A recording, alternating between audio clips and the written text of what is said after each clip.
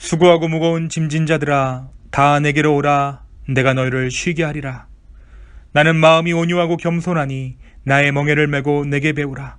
그리하면 너희 마음이 쉼을 얻으리니 이는 내 멍에는 쉽고 내 짐은 가벼움이라.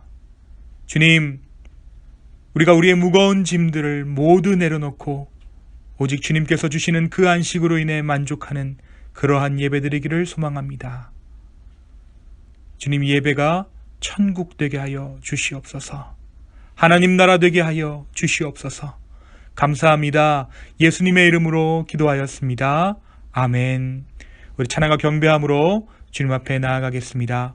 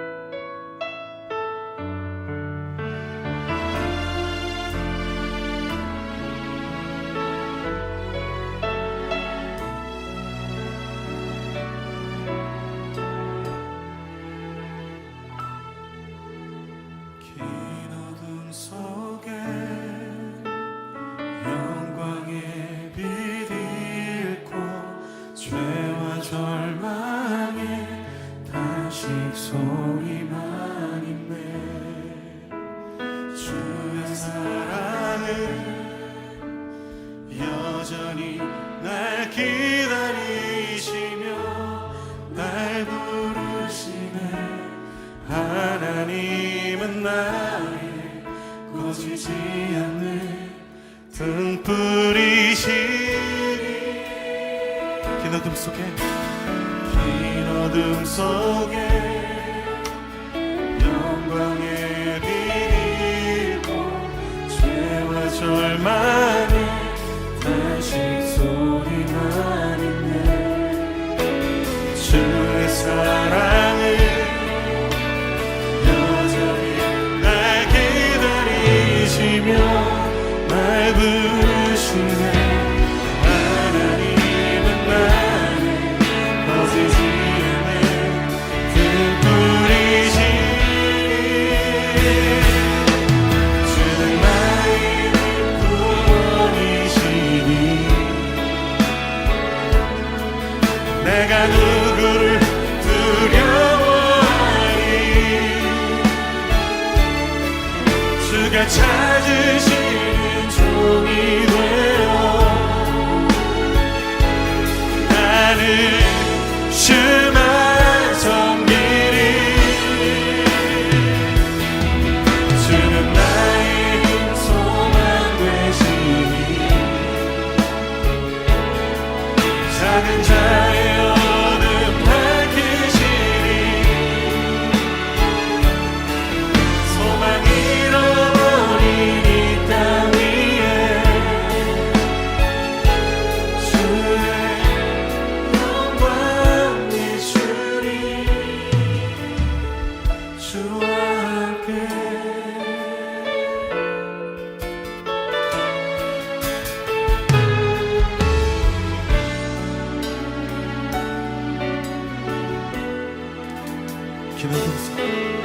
기도는 속에 영광의 빛이고 죄와 절망에 다시 소리만 있네. 주의 사랑은 여전히 날 기다리시며 날 부르시네. 하나님은 나를 거스지 않는 그분이시니 주는 나의 구원이시니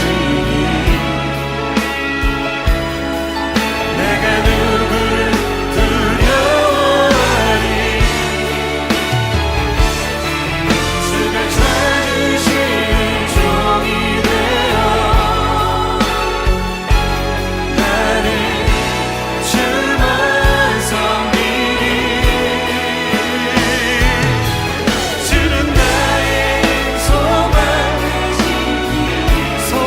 되시니 작은 자의 어둠 밝히시니 소망 잃어버린 이 땅 위에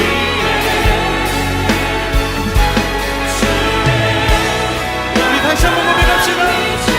주는 나의 밑구원이시니 주는 나의 밑구원이시니 내가 누구를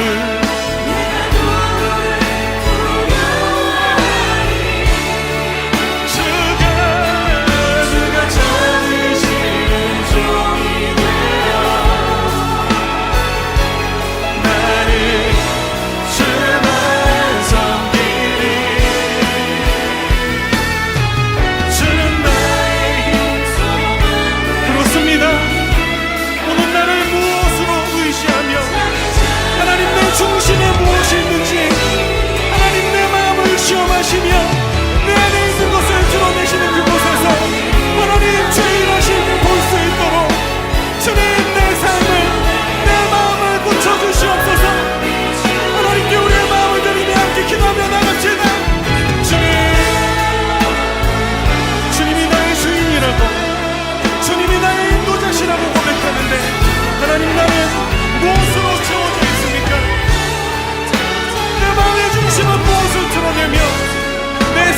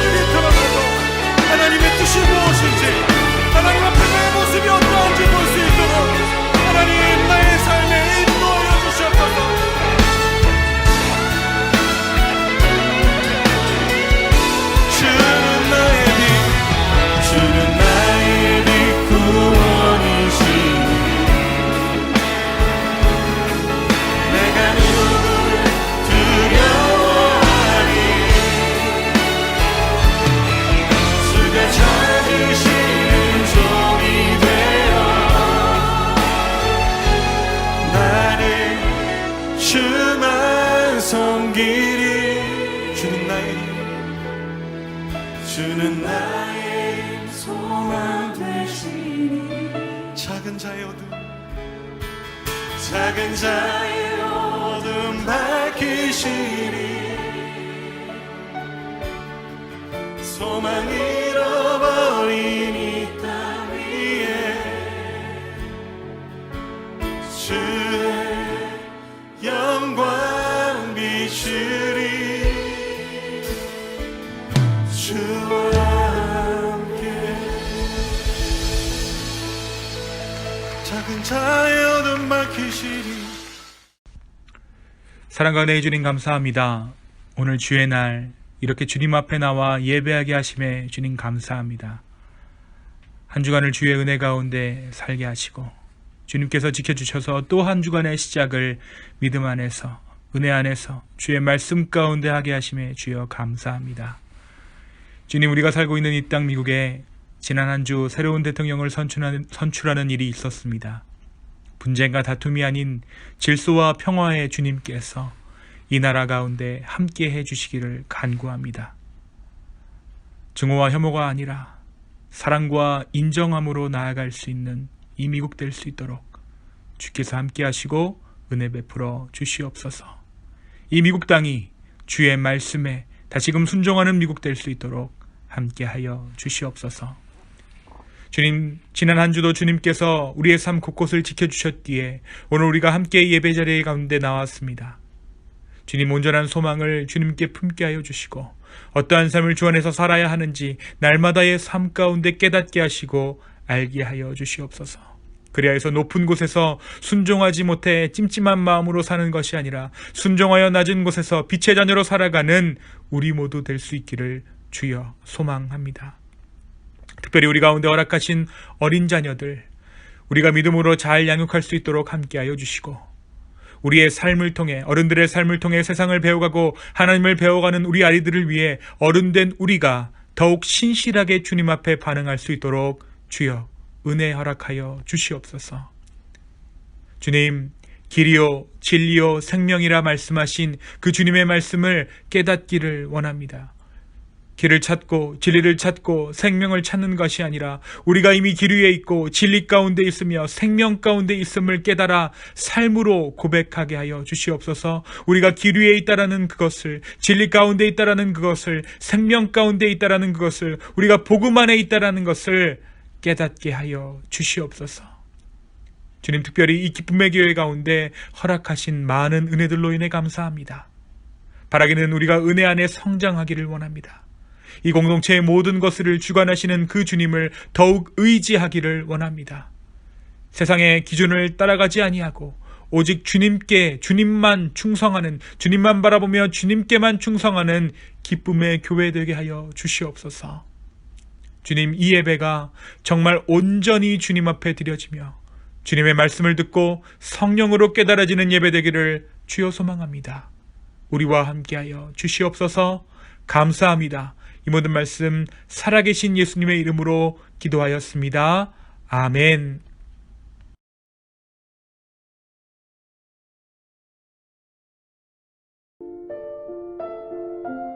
마태복음 11장.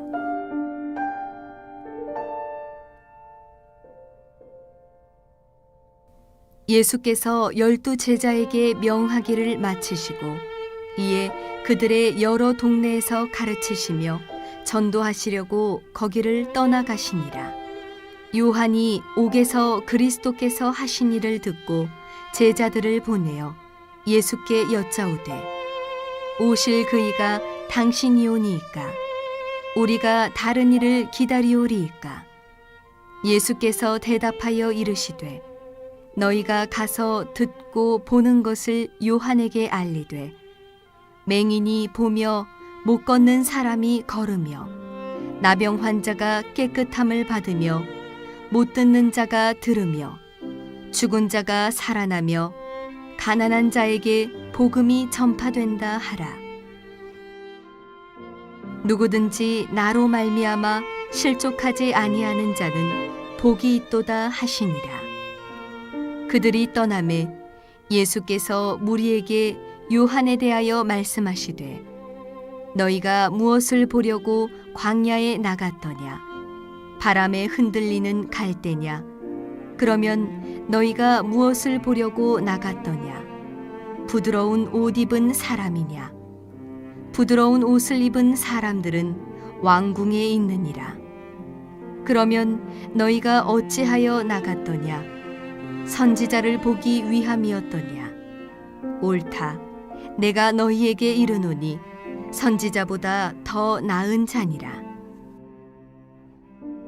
기록된 바 보라. 내가 내 사자를 내 앞에 보내노니 그가 내 길을 내 앞에 준비하리라 하신 것이 이 사람에 대한 말씀이니라. 내가 진실로 너희에게 말하노니 여자가 낳은 자 중에 세례 요한보다 큰 이가 일어남이 없도다. 그러나 천국에서는 극히 작은 자라도 그보다 크니라. 세례 요한의 때부터 지금까지 천국은 침노를 당하나니 침노하는 자는 빼앗느니라. 모든 선지자와 율법이 예언한 것은 요한까지니 만일 너희가 즐겨 받을진대 오리라 한 엘리야가 곧 이 사람이니라. 귀 있는 자는 들을지어다. 이 세대를 무엇으로 비유할까?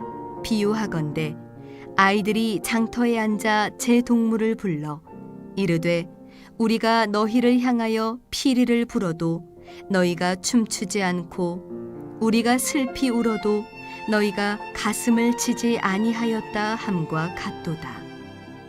요한이 와서 먹지도 않고 마시지도 아니하매 그들이 말하기를 귀신이 들렸다 하더니 인자는 와서 먹고 마심에 말하기를 보라 먹기를 탐하고 포도주를 즐기는 사람이요 세리와 죄인의 친구로다 하니 지혜는 그 행한 일로 인하여 옳다함을 얻느니라. 예수께서 권능을 가장 많이 행하신 고을들이 회개하지 아니하므로 그때에 책망하시되 화 있을진저 고라시나 화 있을진저 벳세다야 너희에게 행한 모든 권능을 두로와 시돈에서 행하였더라면 그들이 벌써 베옷을 입고 제에 앉아 회개하였으리라. 내가 너희에게 이르노니 심판날에 두로와 시돈이 너희보다 견디기 쉬우리라. 가버나움아 네가 하늘에까지 높아지겠느냐 음부에까지 낮아지리라. 네게 행한 모든 권능을 소돔에서 행하였더라면 그 성이 오늘까지 있었으리라. 내가 너희에게 이르노니 심판날에 소돔 땅이 너보다 견디기 쉬우리라 하시니라. 그때에 예수께서 대답하여 이르시되 천지의 주제이신 아버지여 이것을 지혜롭고 슬기 있는 자들에게는 숨기시고 어린아이들에게는 나타내심을 감사하나이다. 옳소이다. 이렇게 된 것이 아버지의 뜻이니이다. 내 아버지께서 모든 것을 내게 주셨으니 아버지 외에는 아들을 아는 자가 없고 아들과 또 아들의 소원대로 계시를 받는 자 외에는 아버지를 아는 자가 없느니라. 수고하고 무거운 짐진 자들아 다 내게로 오라. 내가 너희를 쉬게 하리라. 나는 마음이 온유하고 겸손하니 나의 멍에를 메고 내게 배우라. 그리하면 너희 마음이 쉼을 얻으리니 이는 내 멍에는 쉽고 내 짐은 가벼움이라 하시니라.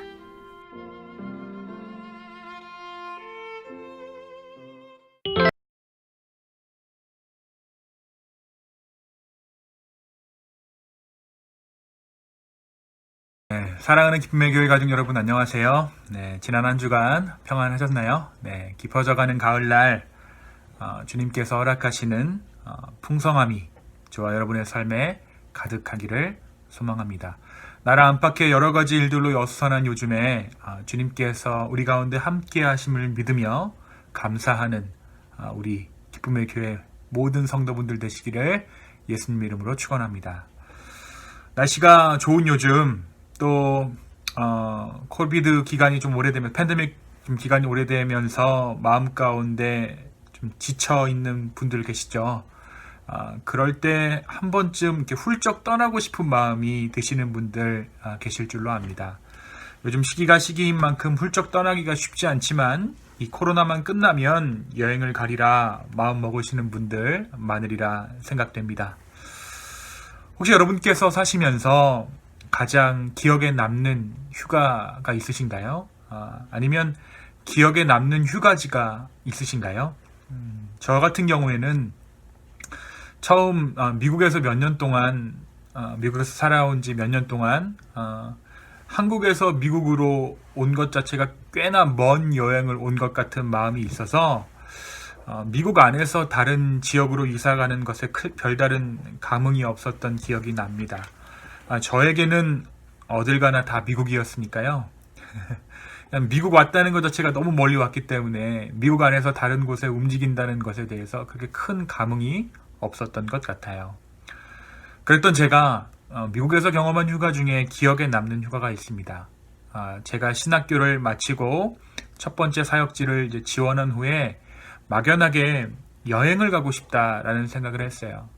이제 신학교를 마치고 새로운 출발을 하려던 그 참에 마음을 좀 새롭게 하고 싶다라는 그런 마음이 있어서 여행을 계획하게 됐습니다. 그런데 이전에 해보지 않았던 여행을 조금 해보고 싶은 거예요. 여태까지 한 번도 보지 못했던 그런 광경을 좀 보고 싶기도 했습니다.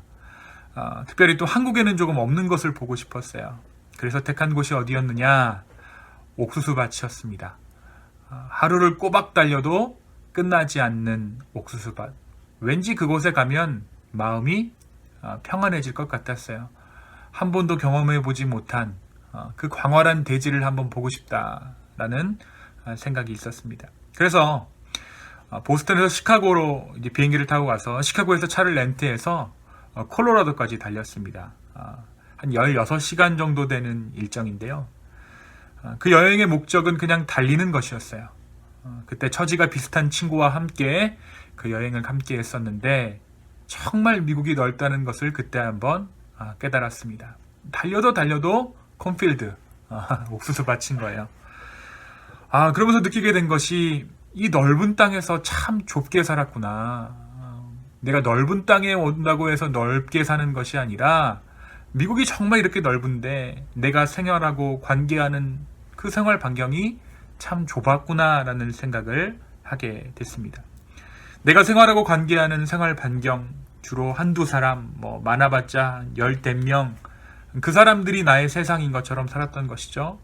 그리고 제 생활 반경 주로 한 30분, 길어봤자 1시간 정도의 그 생활 반경을 저는 미국이라고 생각하고 살았던 것입니다. 그러면서 그 15시간 정도의 그 긴 그 옥수수밭을 지나면서 달리고 또 달리면서 머무르지는 않았지만 무언가 모를 정착감이 드는 거예요. 달려도 계속되는 옥수수밭을 보면서 무언가 변하지 않는 것에 제 마음이 홀딱 매료되었습니다.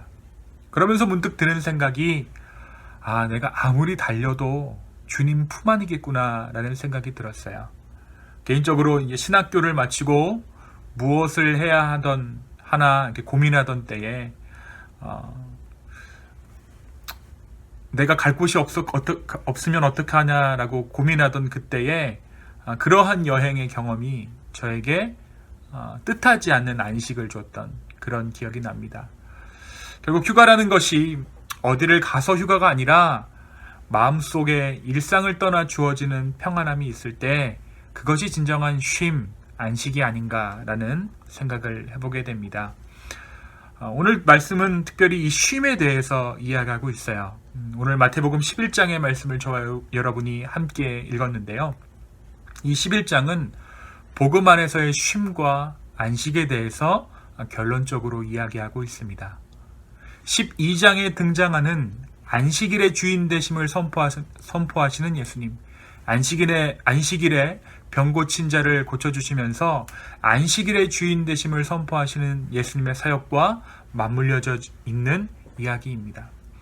안식일은 칼같이 지키면서 안식일을 어기는 자들은 목숨을 잃은 각오를 하면서까지 그 안식일을 철저하게 지킴에도 불구하고 그들의 마음 가운데 조바심, 안식은커녕 안식일을 지켜야 한다는 그 조바심에 사로잡혀 살았던 그들에게 예수님은 진정한 안식이 무엇인지 말씀해 주고 계십니다. 특별히 예수 그리스도를 믿으면서도 합격을 위해서 시험을 보는 수험생의 마음으로 예수 그리스도를 믿고 있는 우리, 소망이 아닌 막연한 두려움이 있는 세대, 공황장애로 대변되는 이 시대 가운데 오늘 말씀이 위로와 소망의 말씀 되기를 축원합니다. 11장은 예수님과 세례 요한이 간접적인 대화를 나누는 것으로 시작합니다. 예수님께서는 세례 요한이 예언했던 메시아가 바로 예수님임을 밝히십니다. 예수님께서 행하셨던 많은 일들을 본 세례 요한에게는 의문이 한 가지 있었어요. 그래서 자신의 제자들을 예수님께 보냅니다.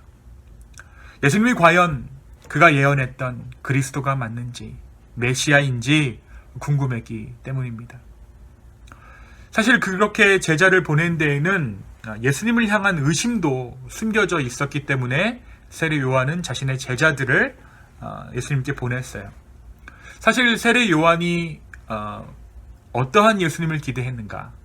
세례 요한은 메시아가 등장했을 때 뭔가 강력한 사회적인 반동이 있을 거라고 생각했습니다. 세상 권세자들을 향한 강력한 심판, 그리고 새롭게 재편되는 세상의 질서를 세례 요한이 기대하고 있었던 것이죠. 그런데 메시아로 오신 예수님의 행적은 이러한 세례 요한의 기대에 훨씬 미치지 못했던 것이 사실입니다. 예수님은 예루살렘이 아닌 지방 소도시를 돌면서 사역하셨습니다. 예수님께 관심을 두는 자들은 힘없고 비중 없는 하찮은 사람들이었어요. 예수님은 그런 세례 요한에게 너희가 무엇을 보려고 광야에 갔느냐라고 물어보세요. 이 질문의 뜻이 무엇입니까? 너희가 무엇을 보려고 광야에 나갔느냐? 자연 경관을 감상하러 나갔느냐? 할 일 없이 그냥 철학적 유희를 즐기기 위해 나갔느냐? 아님 부드러운 옷을 입은 자들을 보러 나갔느냐? 왕궁의 사람들을 만나러 그곳 가운데 갔느냐? 광야에서 하는 너의 사역이 결국에는 왕궁에 입성하기 위한 제야 활동이었느냐? 너가 기다리던 메시아가 너를 왕궁으로 들여보내줄 것을 기대했느냐라고 물어보셨던 것입니다.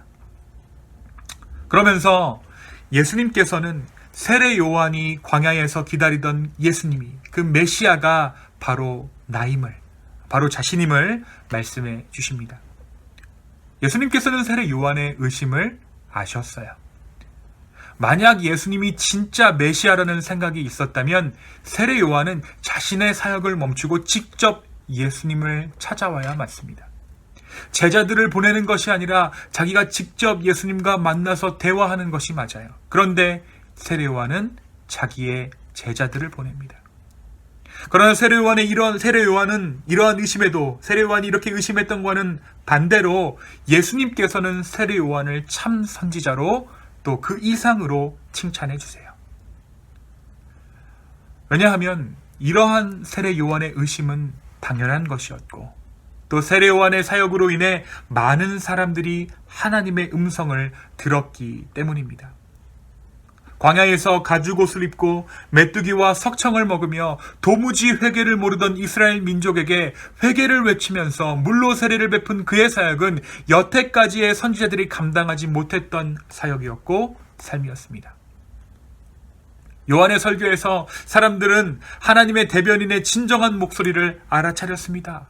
세례 요한의 목소리를 통해서 하나님의 메시지가 무엇인지, 회개를 원하시는 그 하나님의 메시지를 그들이 듣고 순종하게 되었다는 것이에요. 그리고 그의 목소리를 통해 하늘의 음성에 익숙해졌던 사람들이 예수님의 목소리가 이 땅에 들려왔을 때 예수님의 부르심이 하나님의 음성인 줄을 알아차리게 되었습니다. 그래서 예수님은 세례 요한을 칭찬해 주십니다. 하지만 그렇게 지금 이 상황 가운데 칭찬받아 합당한 세례 요한이라 할지라도 천국에서는 지극히 작은 자이다 라고 말씀하십니다. 그러면서 천국에서는 극히 작은 자라도 그보다 크다라고 11절과 12절에 말씀하세요. 그럼 예수님께서 말씀하시는 이 천국이란 무엇일까요? 우리가 세례 요한이 천국이 가까이 왔다라고 선포했을 때 여기서 천국이 무엇이었습니까? 여기서 천국이 예수님 스스로였죠.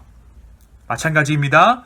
여기서 말씀하시는 천국에서 지극히 작은 자 또한 세례 요한보다 클 것이다 라고 말씀하실 때 이 천국은 예수님 스스로를 말해요. 그러니까 이 말을 다시 한번 대입해 보겠습니다. 예수 그리스도 안에서는 극히 작은 자라도 세례 요한보다 크다. 즉 복음 안에 있는 저와 여러분, 예수 그리스도 안에 있는 저와 여러분이 세례 요한보다 큰 자라는 것입니다. 세례 요한이 실로 많은 사역을 베풀었고 물로 세례를 내서 수많은 사람들이 그의 세례 가운데 회심하였지만 예수 그리스도 안에 있는 저와 여러분이 세례 요한보다 더 큰 자라고 말씀하고 계신 것입니다. 여기서 큰 자라는 것은 어떤 위대한 존재를 말하는 것이 아니라 주님을 더욱더 아는 자를 의미하는 것이겠죠.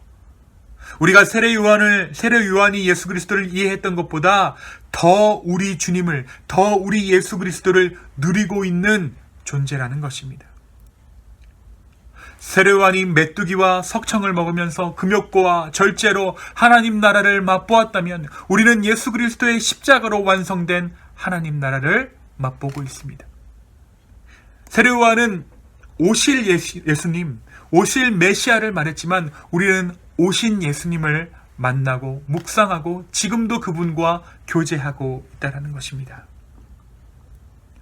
대화는 예수님께서 이 세대를 비유하시는 것으로 이어집니다. 귀 있는 자는 들을지어다.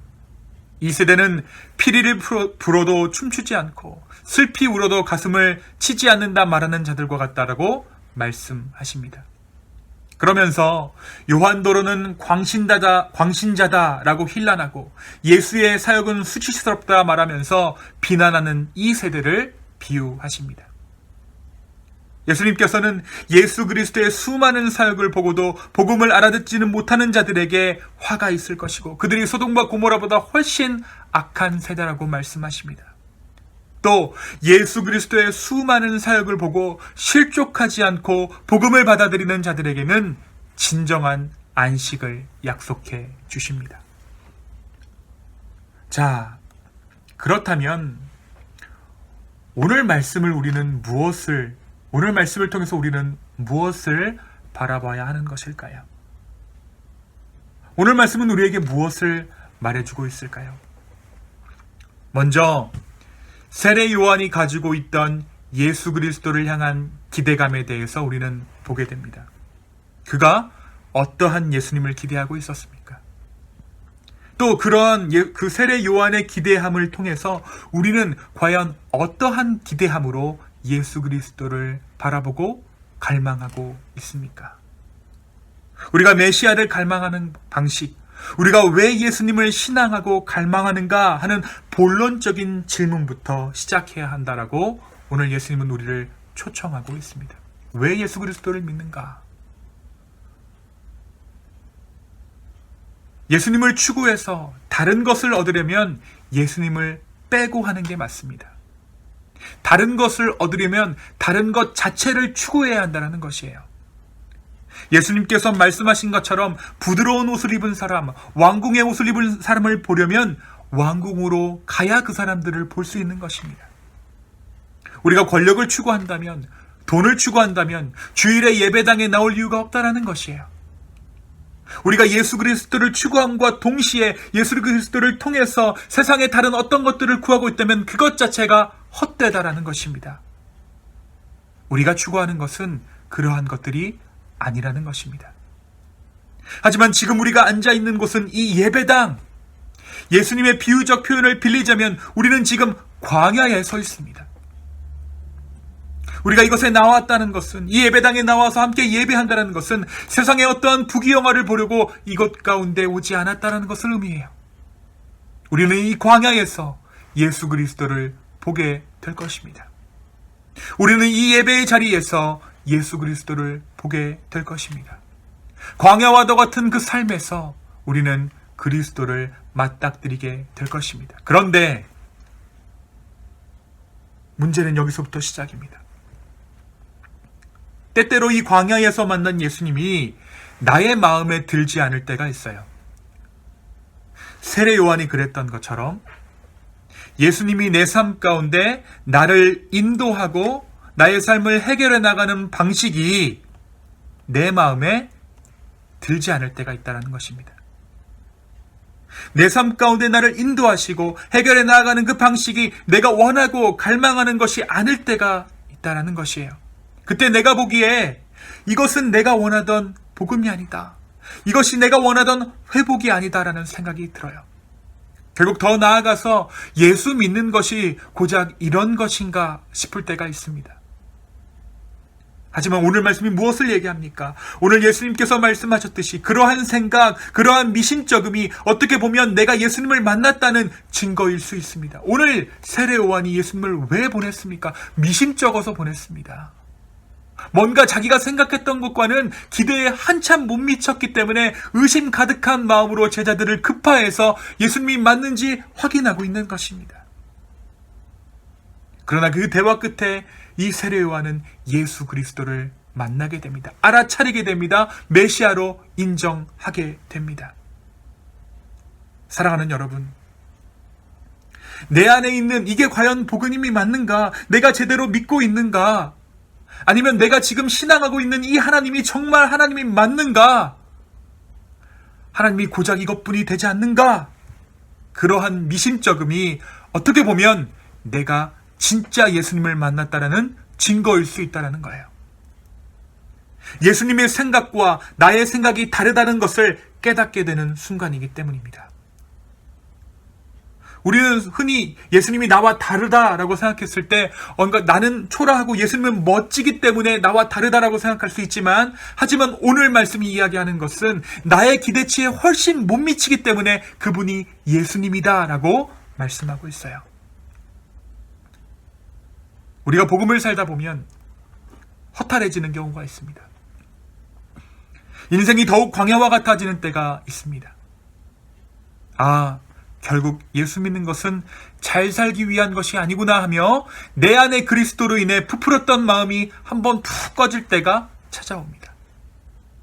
그런데 그때가 바로 내 안에 제대로 된 복음이 들어오기 시작하는 때입니다. 그때가 진짜 예수님의 때이라는 것입니다. 오늘 말씀은 그러한 가운데, 그런 불편함 가운데 내 안에 예수 그리스도와 부대끼며 복음과 나의 삶이 한참 갈등할 때 내 안에 생기는 것이 있다라고 말씀하십니다. 그것은 바로 복음을 알아보는 능력입니다. 예수 그리스도를 알아보는 눈입니다. 또한 그러한 자들에게 주어지는 축복은 바로 시류에 휩쓸리지 않는 능력과 견고함입니다. 오늘 말씀 17절이 말해주고 있습니다. 이르되 우리가 너희를 향하여 피리를 불어도 너희가 춤추지 않고 우리가 슬피 울어도 너희가 가슴을 치지 아니하였다. 근데 많은 사람들이 이 말씀을 착각해요. 공감하지 못하는 세대를 예수님께서 비판하셨다, 비유하셨다. 근데 말씀을 잘 들여다보면 여기서 말하는 우리는 바리새인과 서기관으로 대표되는 세상을 말합니다. 교회 밖을 의미해요. 너희는 예수님과 세례 요한이죠. 그렇게 말씀을 보았을 때 18절과 19절에서 말하고 있는 그 말씀과 아귀가 맞아 떨어집니다. 18절과 19절에서 말하고 있듯이 사람들은 세례 요한에게는 금욕적인 생활을 한다, 광신자다라고 비난했습니다. 예수님은 세례와 죄인과 함께 먹는다는 이유로 타락했다라고 비난합니다. 마치 예수님더러 우리가 피리를 불어도 너희는 춤추지 않아 주었다. 우리가 슬피 울어도 너희는 가슴을 치지 않았다. 그러므로 너희는 공감 능력이 결여된 약간 뭔가 세상과는 떨어져 있는 그러한 존재들이다. 광신자이고 타락한 존재라고 예수님을 비판했던 것이에요. 이들이 보기에, 이 바리새인과 서기관들이 보기에 자기들 외에는 전부 구원에 합당한 자들이 아니라는 것입니다. 그러나 진정한 구원이 어디 있었습니까? 진정한 구원은 예수님께 있었습니다. 세례와 죄인들과 함께 먹고 마시는 예수님께 구원이 있었습니다. 예수 그리스도의 복음과 갈등하며 부대끼는 자들은 결국 그 시간을 마친 후에 사람들의 평가와 기대가 아닌 주님께 반응하는, 복음에 반응하는 인생을 살게 된다라는 것입니다. 그 복음이 우리를 이끄는 곳, 우리가 부대끼며 내가 정말 복음대로 살아가고 있는가, 왜 복음은 나를 계속해서 불편하게 하는가, 그 마음이 우리를 이끄는 곳, 인도하는 것은 다름 아닌 진정한 안식이라는 것이죠.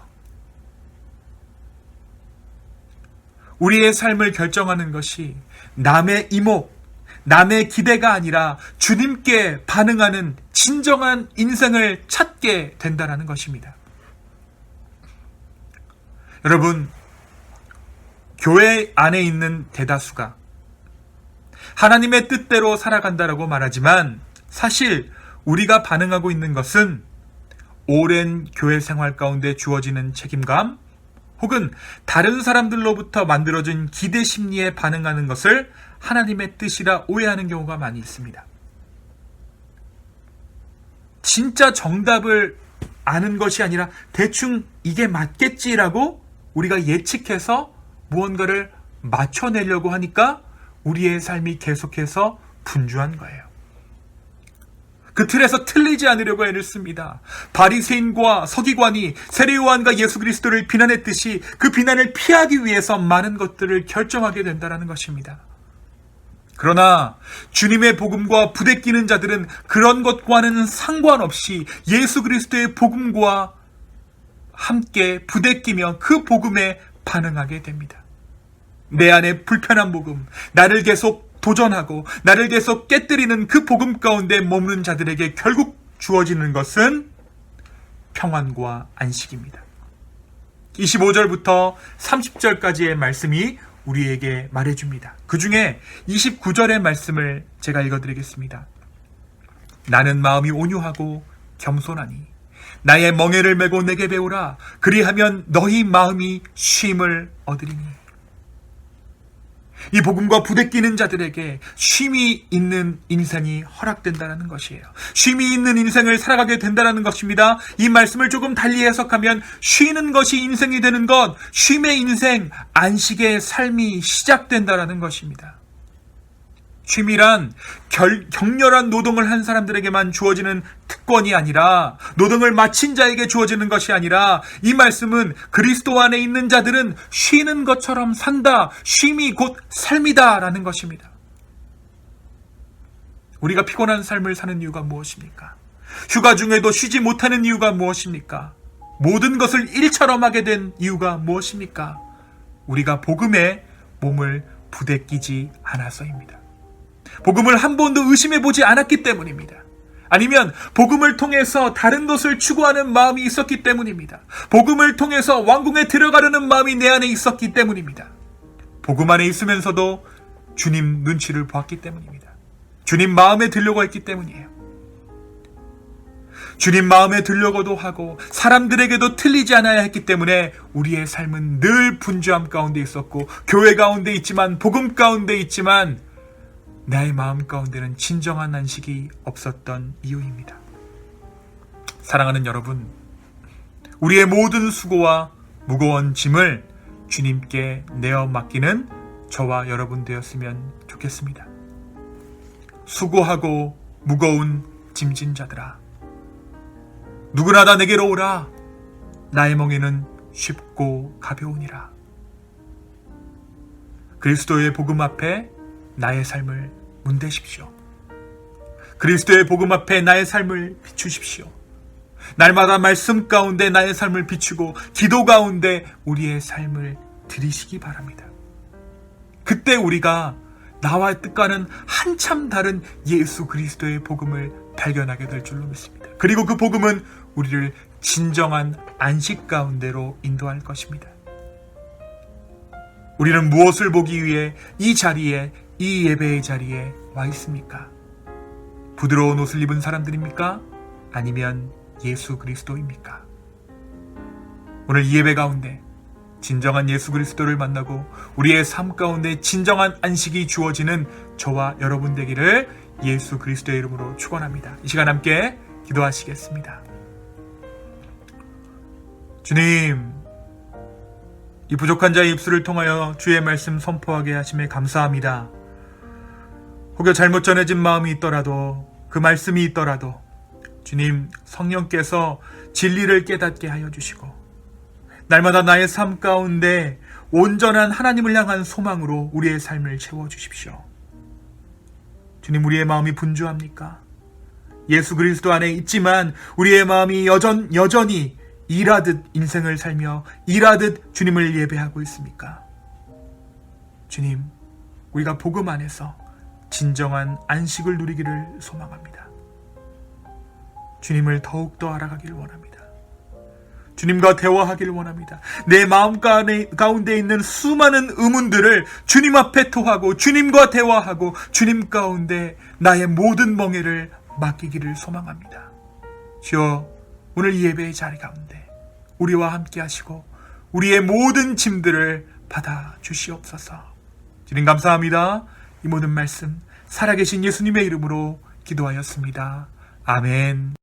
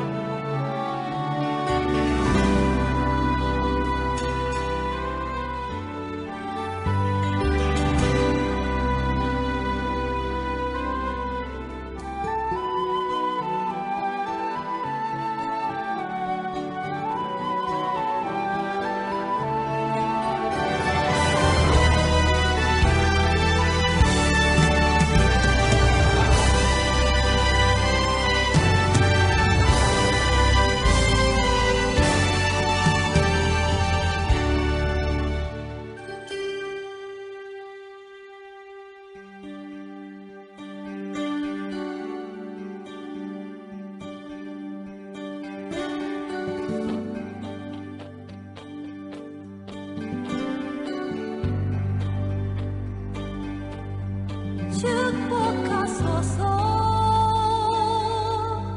우리에게 날마다 새롭게 태어나도록 축복하소서 우리에게 날마다 새롭게 태어나도록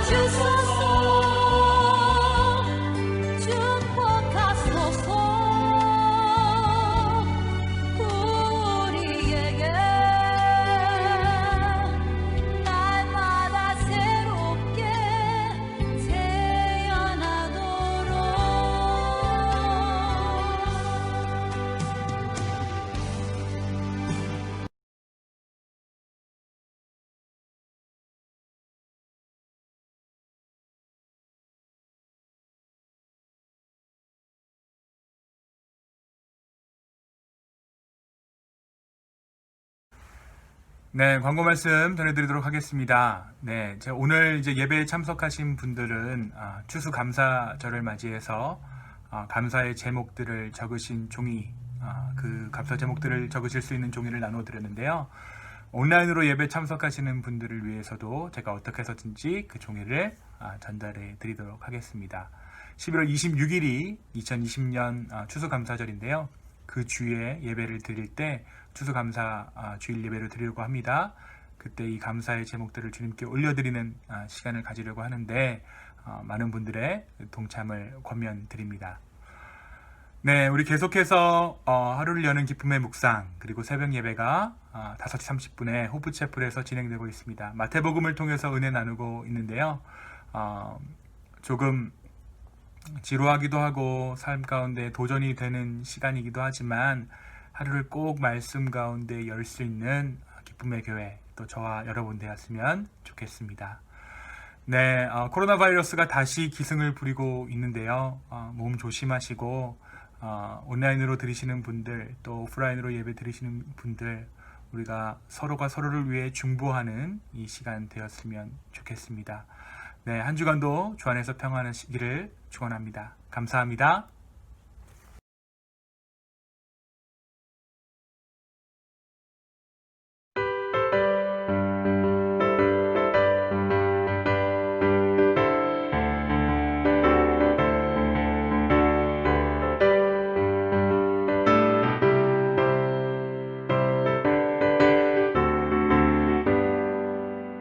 하나님의 나팔 소리 천지진동할 때에 예수 영광 중에 구름 타시고 전사들을 세계 만국 모든 곳에 보내어 구원받은 성도들을 모으리. 나팔 불 때 나의 일을, 나팔 불 때 나의 일을, 나팔 불 때 나의 일을 부를 때에 잔치 참여하겠네. 무덤 속에 잠자는 자 그때 다시 일어나 영화로운 부활 승리 얻으리. 주가 택한 모든 성도 구름 타고 올라가 공중에서 주의 얼굴 배우리.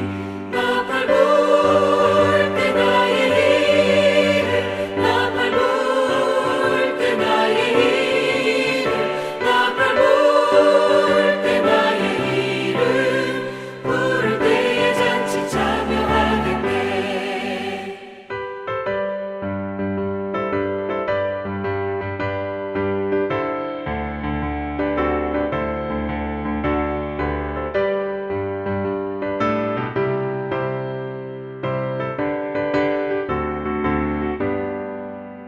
주님 다시 오실 날을 우리 알 수 없으니 항상 기도하고 깨어 있어서 기쁨으로 보좌 앞에 우리 나가서도록 그때까지 참고 기다리겠네.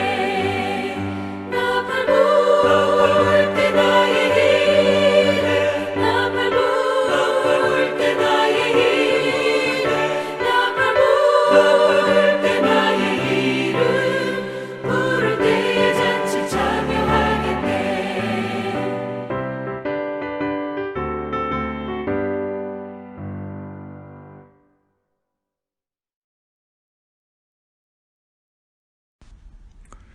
이제는 우리 하나님의 사랑과 예수 그리스도의 은혜와 성령님의 감화 감동 교통하심이 세상에 주는 안식을 뿌리치고 오직 주님께서 주시는 그 안식을 소망하는 우리 기쁨의 교회 성도들 머리 위에와 지금도 하나님 나라를 위해 수고하고 애쓰는 진정한 안식 가운데 거하기를 애쓰고 있는 우리 선교사님들 머리 위에 이제로부터 영원까지 함께 하시기를 간절히 축원하옵나이다.